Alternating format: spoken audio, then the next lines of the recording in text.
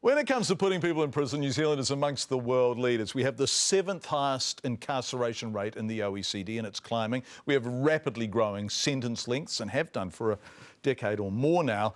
We also have frighteningly high recidivism rates, and that's really important. Up to 70% of prisoners reoffend within 2 years, and in the process they have, of course, created more victims and more pain.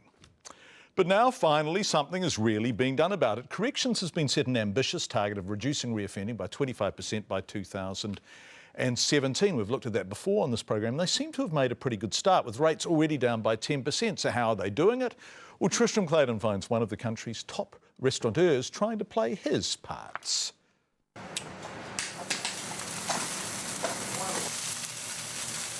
Yeah, beautiful.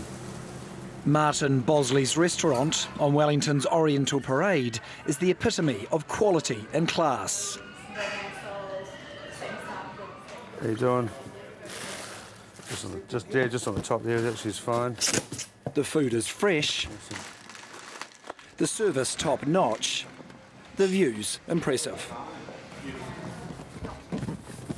But today, Martin isn't sticking around. Hey, the only other thing, Steve, is I might take some tweezers. He's off to a place as far removed from his award-winning restaurant as you can possibly get. Just so bleak, eh? On the other side of that door, life changes, for some of these guys for a very, very long time.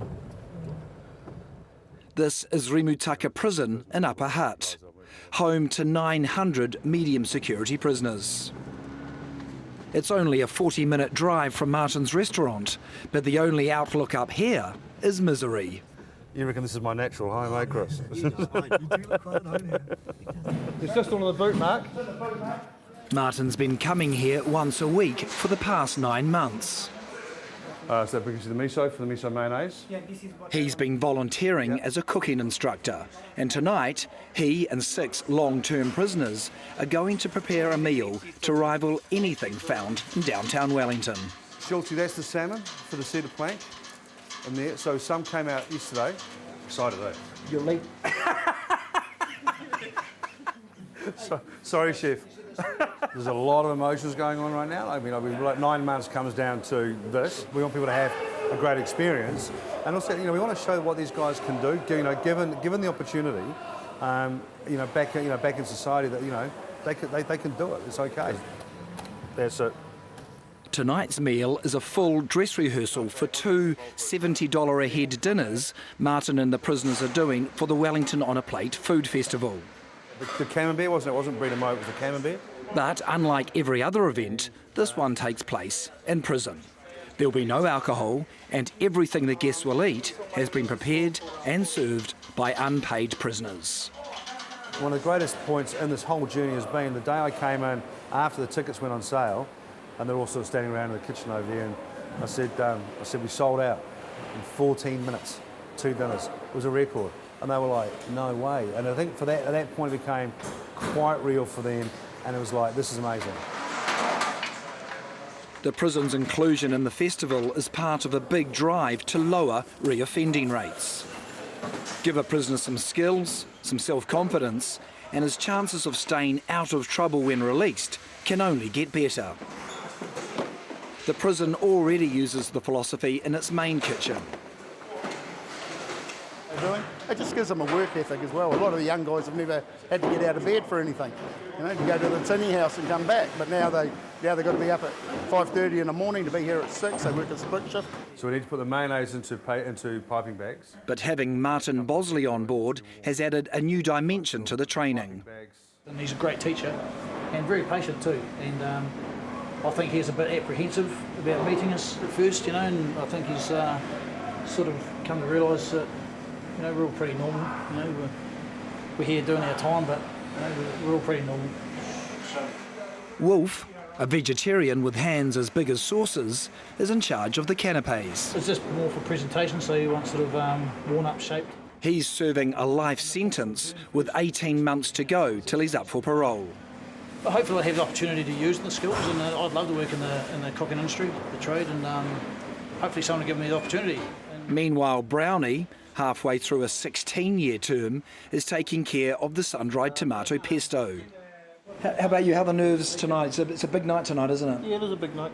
Everybody talks about pressure, but nah. I guess, like one of the other bros are saying, pressure's really been in jail, not so much this. Remember to use this to pull it out of the way. Remember?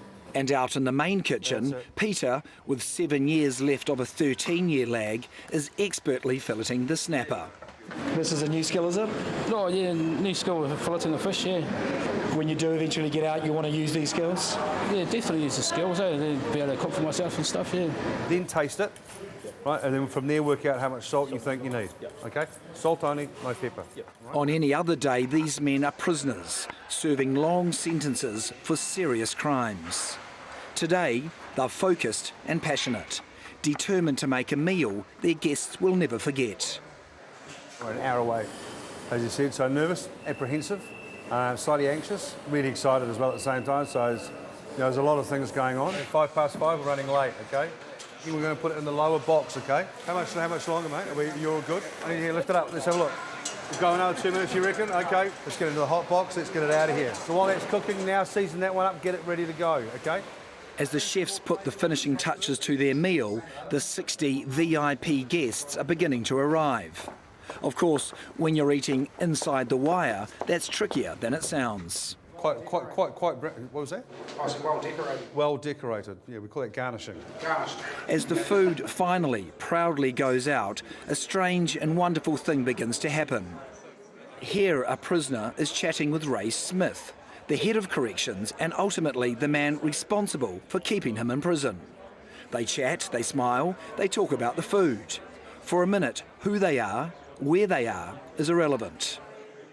It's just an appreciative guest complimenting the skills of a dedicated worker.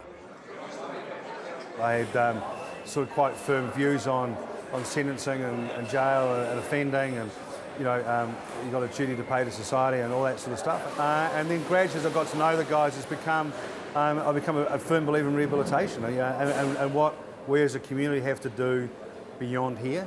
And so now I've become sort of quite a staunch supporter of that. Okay, so serve the bread out to the tables. And true to his word, Martin's already taken on a prisoner coming off a 15-year sentence in his own restaurant.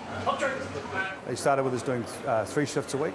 We've expanded that to 4. Now he's about to start doing 6 shifts. By the time the guests are ready for their mains, the prisoners are on a roll. Go easy on the sauce. Beautiful. The Savannah grass-fed beef fillet has been cooked to perfection, and the waiters are having a ball. Oh, fantastic.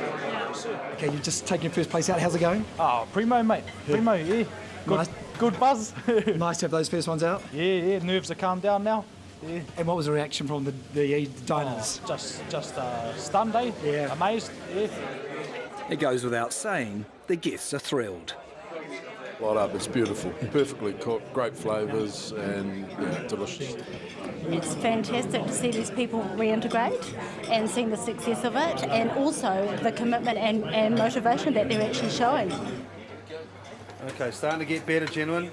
And back in the kitchen, Martin Bosley is quietly chuffed. Are you happy? Yeah, they're doing really well. Yeah, they're doing well. I'm happy actually. Yeah, you can't let them see that though, eh? Who's got the watercress? He hopes the event will become a regular feature of the Wellington Food Festival.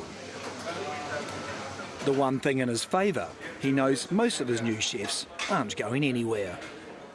Tristram Clayton, the reporter, shot by Belinda Walsh, edited by Emma Jean.